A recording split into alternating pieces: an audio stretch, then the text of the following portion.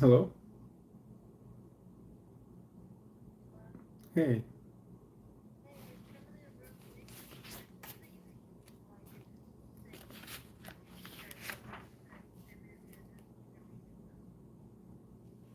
All right. Is it still glitchy? Oh. Okay. I I had to because it kicked me all the way out. It said YouTube had to update. And I was like, right now, YouTube, really? And I think it was it was it was right at that point too. And so I'm back on right now, and I'm hoping that it will allow you in. Yeah. Yeah. Okay. Please work.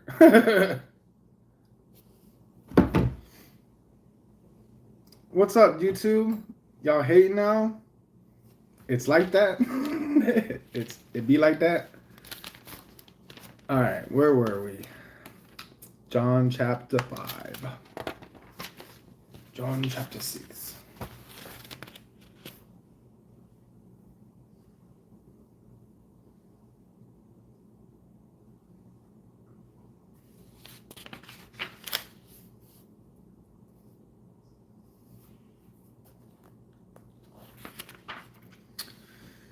Give me a big thumbs up when you get in, if you can.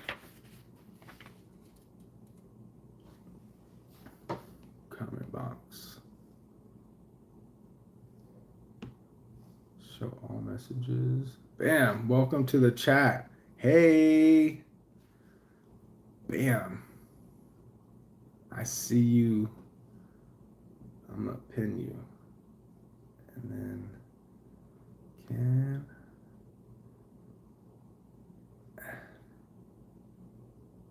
Standard.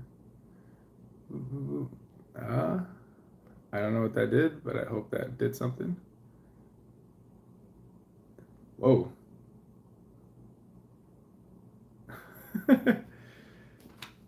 I was trying to let you in. Great line. Okay.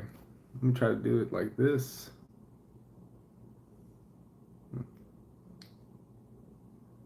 can get you though. All right, Faith, are you okay with doing this, or would you rather be more interactive? You can say yay or nay, and we'll switch over. But I just, this way, because my phone's about to die, and if I go on Facebook, my phone might die. So I was like, if I could do it on my robot, I could do it on my robot and it would work still. But we just left off where Jesus healed on the Sabbath, and the Jews were like, "What are you doing?" And he told them right then and there who he was, and told them that if they had believed Moses, then they would know who he is, and because Moses wrote of him. And but we're picking back up on John chapter 6. This part is, it's interesting to think about.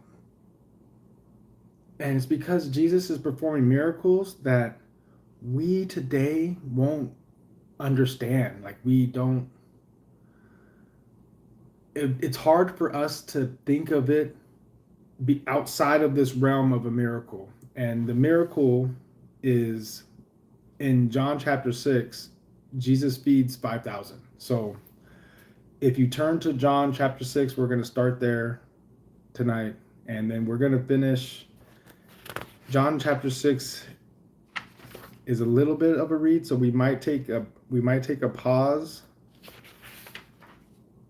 and finish it, but we're going to get through it. Welcome to anybody that wants to join. This is a Bible study that me and my cousin host every week. I open the space up to anyone, believers, non-believers. Come with your opinions, your thoughts. We welcome everybody because we're just reading a story about Jesus. and we're reading it word for word. Like, I'm not going to take any words and add any words. I am reading an old Bible. It's very, very old. And we're drinking coffee because it's late where you are, I'm sure, too.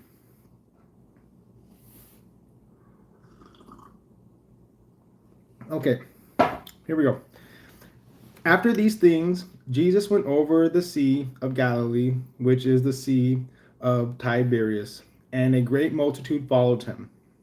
So he's leaving, and people are just following him because they saw his miracles, which he did on them that were diseased. So, what would people do now to heal themselves? If you think about it, like, not to think that our healthcare industry is benevolent or whatnot, but Jesus is benevolent. So he's healing people without asking them for anything. Like, you don't have to give me your house, your horse, or for a cure.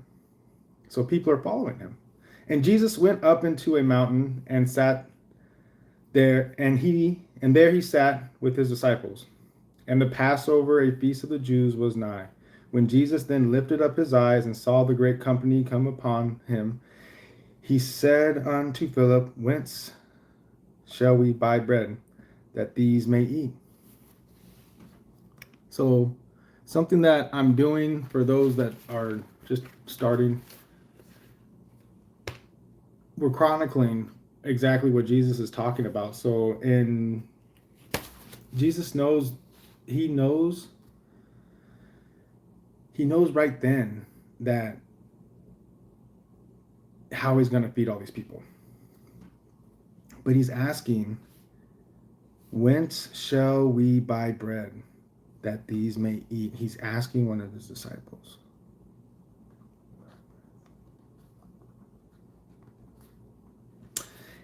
And this he said to prove him, for he himself knew what he would do. Oh, the next verse, how nice. Philip answered him, 200 penny worth of bread is not sufficient for them, that every one of them may take a little. And we don't think of it as a lot because it's probably not too much in the first place in the grand scope of things. And he kind of knows that because the disciples weren't rolling around with unlimited funds either. But they had enough.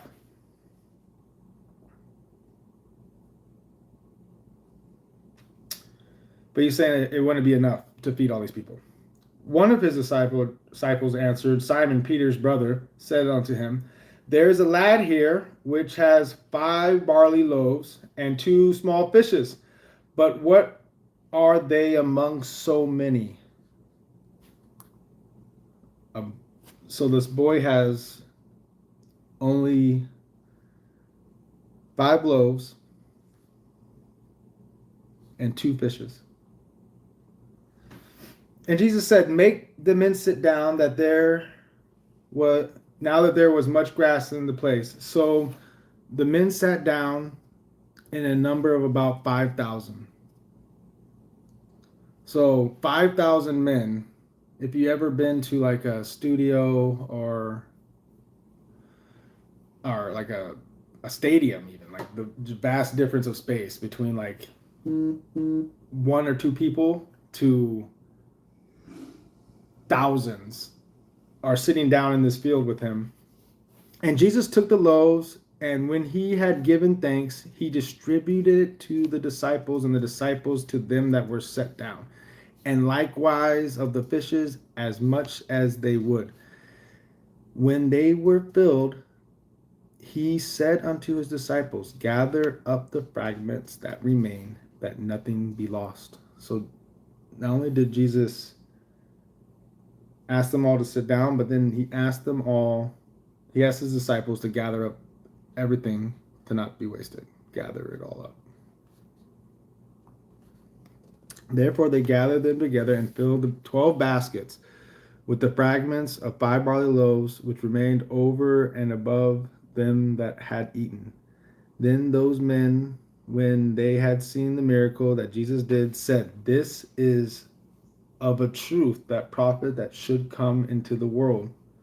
When Jesus therefore perceived that they would come to take him by force to make him a king, he departed again into a mountain, himself alone. So Jesus is separating himself because he's not letting man become king. He's not letting man put him on a throne. He's removing himself from those positions. Christ walks on the sea. This is one of my favorite. I guess it's not my favorite. I guess it's bad to say favorite, but this is one of my choice miracles to think about as I go through life, because it gives an example of faith. And when even was now come, his disciples went down unto the sea and entered into a ship and went over the sea toward Capernaum. And it was now dark, and Jesus had not come to them. And the sea arose by reason of a great wind that blew, so that they had rowed about 5 or 20, 30 furlongs. They see Jesus walking on the sea and drawing nigh unto the ship, and they were afraid.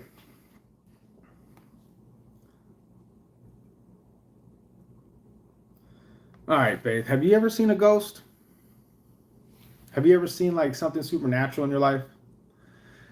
I remember one time I saw something I couldn't explain. Me and my friend, we saw this, couldn't explain it. And I won't be able to explain it ever, but I'll tell you after Bible study. I'll call you and let you know. But it was something so odd.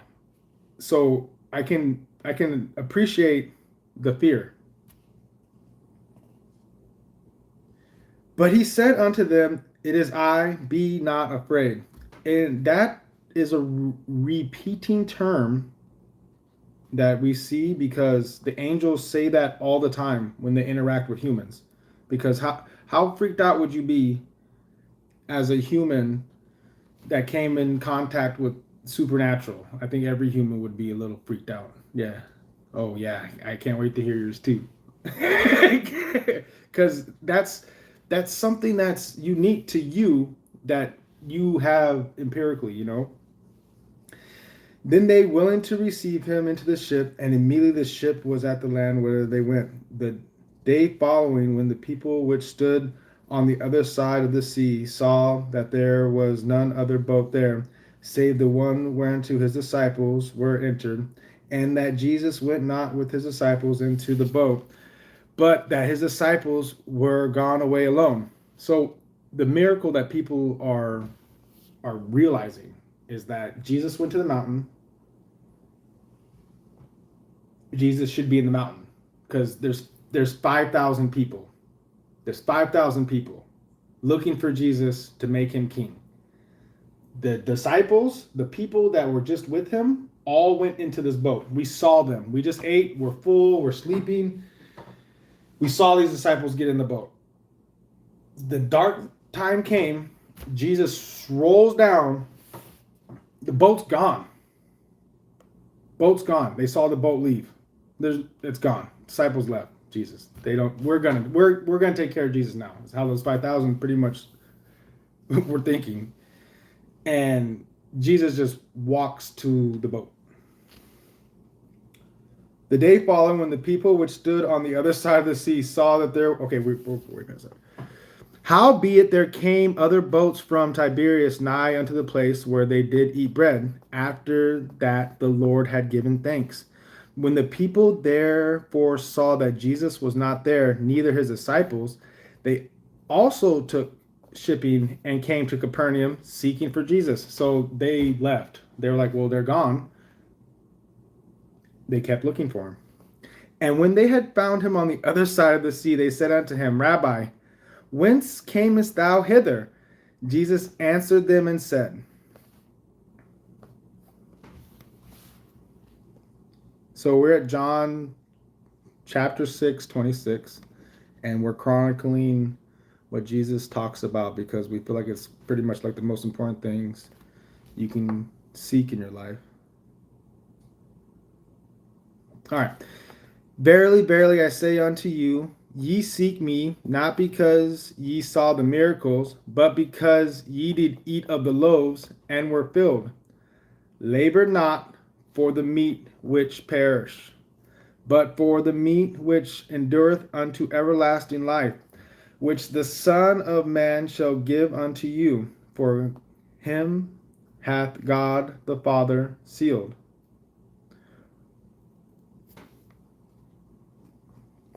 Labor not for the meat which perish, but for that meat which endureth unto everlasting life. So, as much as Jesus speaks to those with ears, and he talks in parables intentionally, like he wants people not to be able to hear him. Labor not. So, like, obviously, you got to eat, but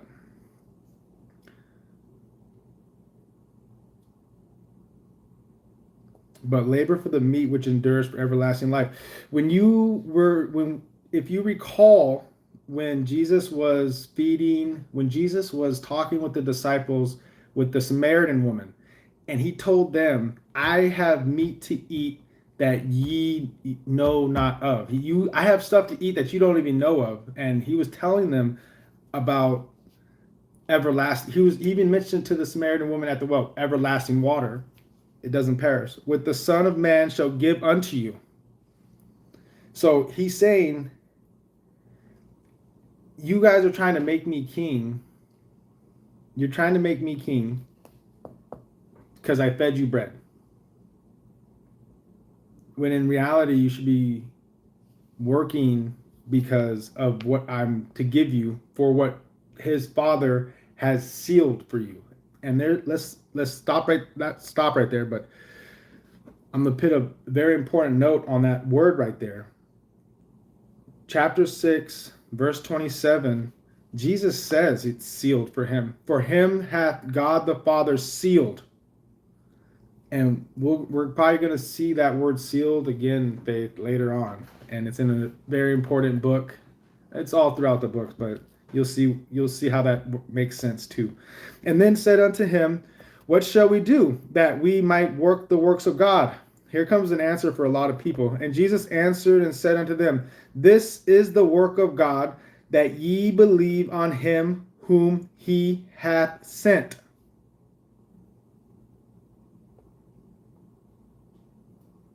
And just like he told Nicodemus, because believing on him will give you everlasting life. They said therefore unto him, what sign showest thou then, that we may see and believe thee? What doest thou work? Our fathers did eat manna in the desert, and it is written that he give them bread from heaven to eat. Then Jesus said unto them, verily I say unto you, Moses gave you not that bread from heaven, but my Father giveth you the true bread from heaven. For the bread of God is he which cometh down from heaven and giveth life unto the world. We're going to pause right there too. When he's at the Last Supper, this is in the future, like many, many chapters from now. He tells his disciples to eat of him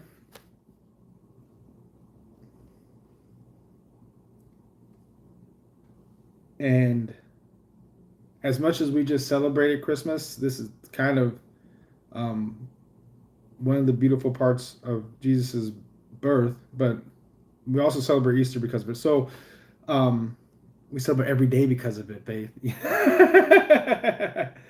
All right, so the end of 33 stops with, and given life unto the world. Then they said unto him, Lord, evermore give us this bread. And Jesus said unto them, I am the bread of life. He that cometh to me shall never hunger, and he that believeth on me shall never thirst. But I said unto you that ye also have seen me, and believeth not.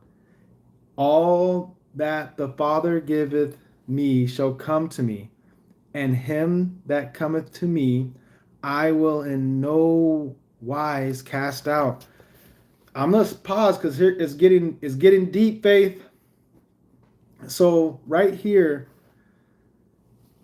Jesus is saying that he's gonna get his chosen. Hi, welcome. We're reading verse by verse John chapter 6 tonight. It's just a Bible study. We do it every week. You're more than welcome. We do it on multiple platforms. Hello. The right here at verse 37, all that the Father giveth me shall come to me, and him that cometh to me I will in no wise cast out. He's saying, like, you guys see me and don't believe me, but the Father's going to give me people that don't even see me, and I'm not going to cast them away. For I came down from heaven not to do my own will, but the will of him that sent me. And this is the Father's will which has sent me, that of all which he hath given me I should not lose nothing, but should raise it up again at the last day. And this is the will of him that sent me, that every one which seeth the Son, and believeth on him, may have everlasting life, and I will raise him up the last day. Once again, John chapter 6 verse 40, Jesus is saying believing in him is the way to having everlasting life. And what that means for us in reality is not being permanently deleted or burnt or trashed, because you were created with love for a purpose. And that purpose is the same thing that Jesus is saying. And this is the will of him that sent me, like the Father's will that sent him. All of us have it surrounding us every day. Verse 40. What a beautiful thing.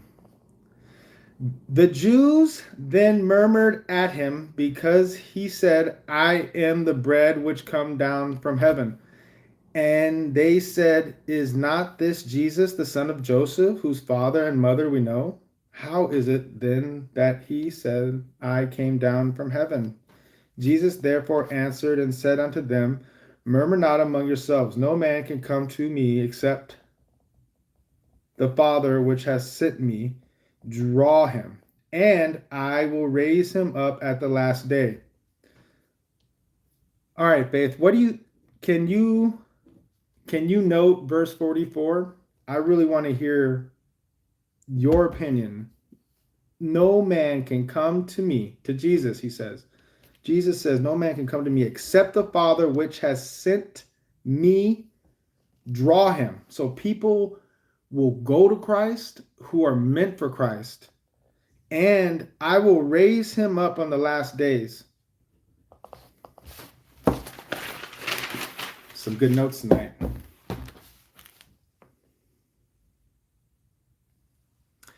And it is written in the prophet, and they shall be all taught of God. Every man, therefore, that hath heard and have learned of the Father cometh unto me. Not that any man hath seen the Father, save he which is of God. He hath seen the Father. Verily, verily, I say unto you, he that believeth on me has everlasting life. Verse 47.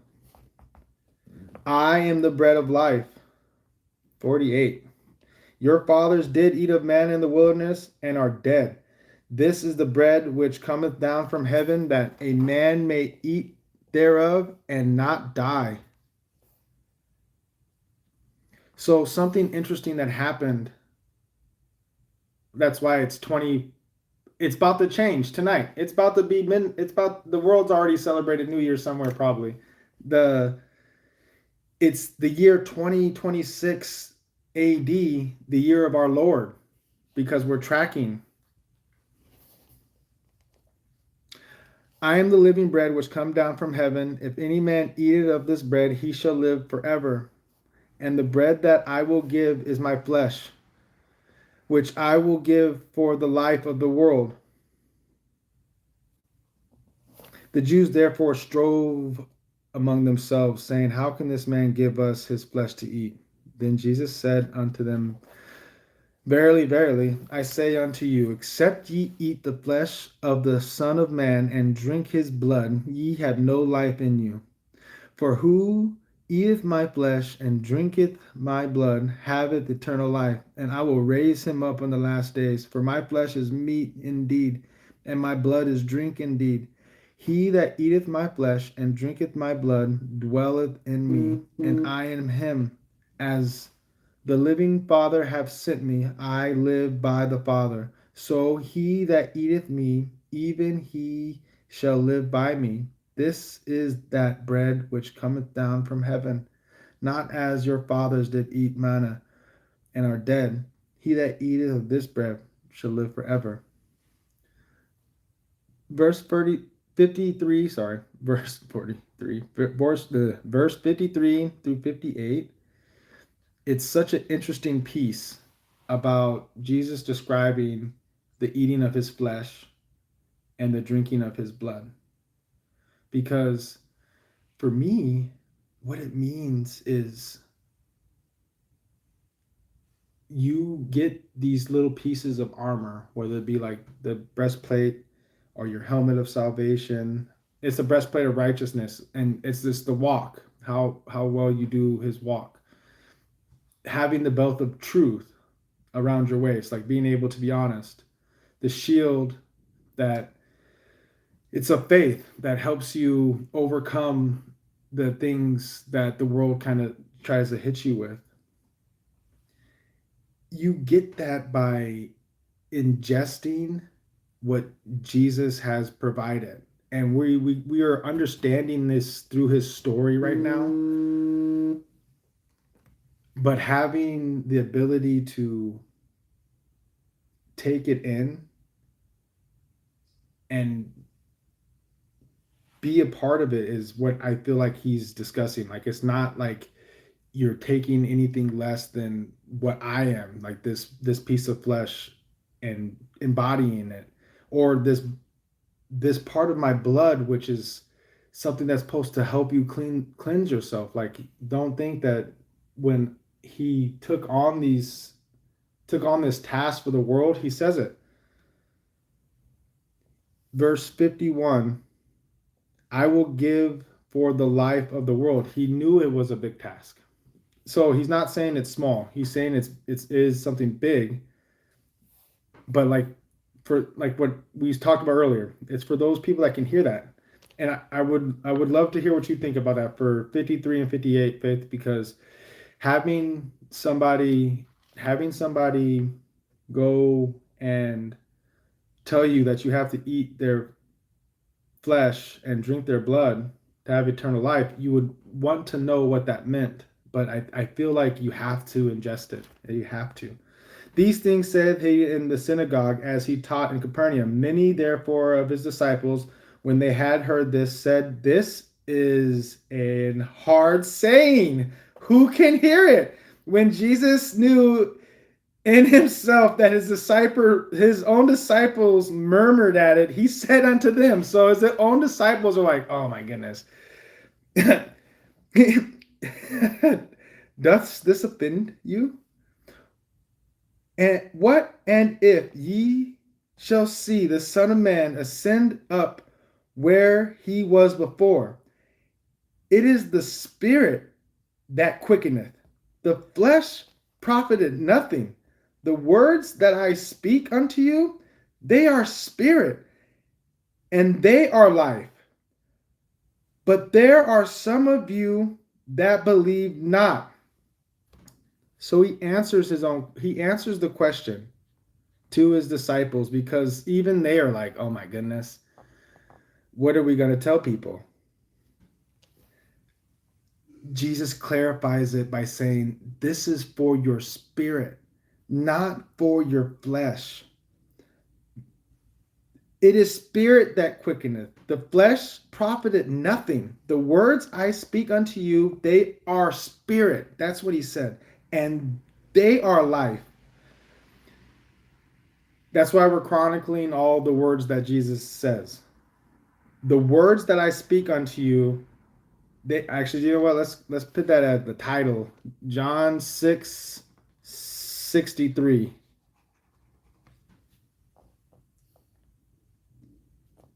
For Jesus knew from the beginning who they were that believed not, and who should betray him. Like he was saying earlier, the Father that gave him his are his, and he will not lose them. I verse 37, I will in no wise cast them out.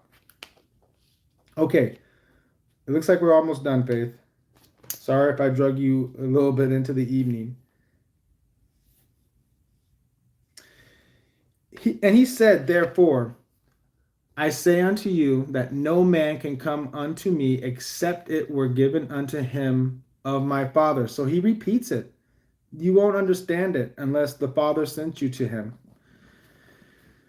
From that time, many of his disciples went back and walked no more with him. Then they said unto Jesus, they said unto the 12, then Jesus said unto the 12, will ye also go away? There's an interesting part right there.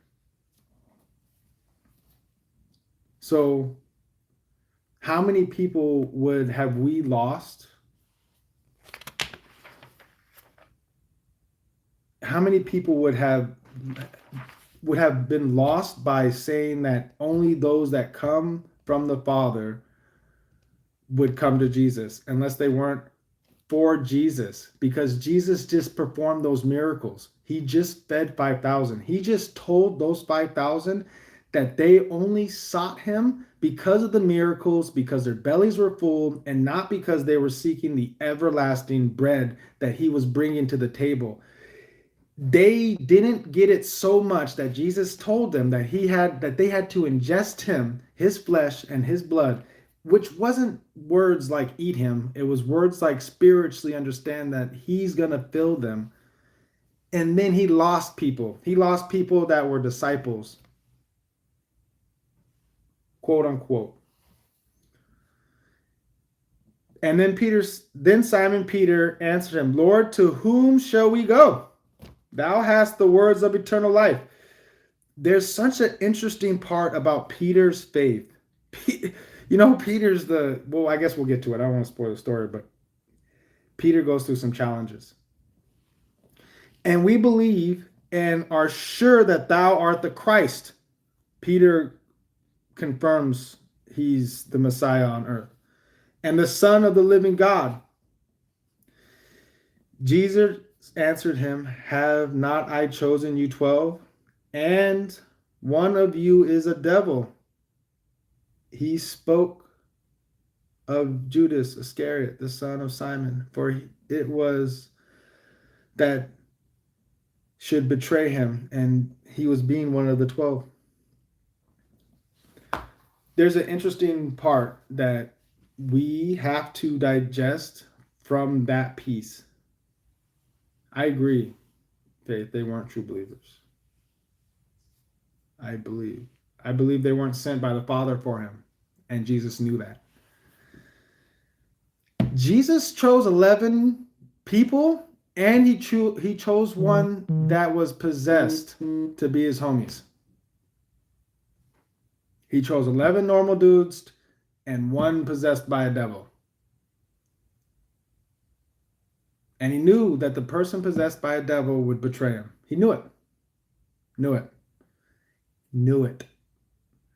So when you're going through life, love everyone and know that the Father's will is perfect. It's going to happen on time. It's going to happen on his schedule. And you can move inside that with grace and love. All right, Faith, we're done on chapter 6. We're picking up on chapter 7. I hope you have a great New Year's Eve, cousin. I'm sorry we went over a little bit of your time, but I love you. Call me, and I would love to get your opinion on those verses 44 and 53 to 58.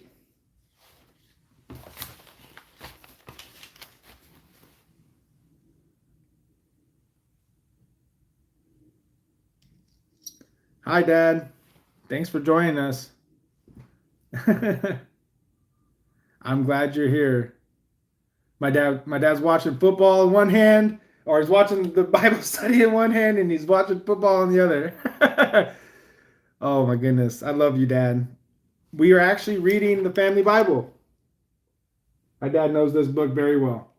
A lot of good notes and marks in here. Okay. God bless everybody. As my dad would pray for you, journey mercies, and have a blessed evening. From my family to yours. We love you. God bless you. I love you, Dad. Thanks for joining. Love you, cousin. Call me in a minute so we can go over these Bible verses. Adios.